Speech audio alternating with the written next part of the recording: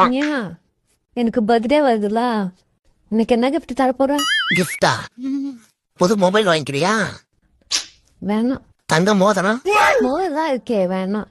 Necklace, அதெல்லாம் வேணாங்க, அதெல்லாம் ஆல்ரெடி இருக்குது.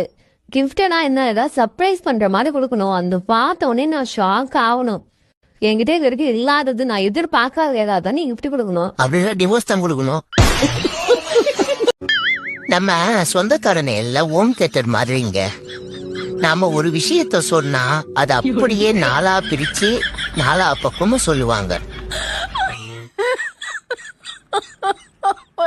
வர வேலை ஜோசிக்காரனை பார்த்து தந்தேன். அப்படியா? என்ன சொன்னாரு? ஒரே ஒரு கேள்வி மட்டும் பதில் சொல். அந்த வச்சுக்க என்ன பண்ண?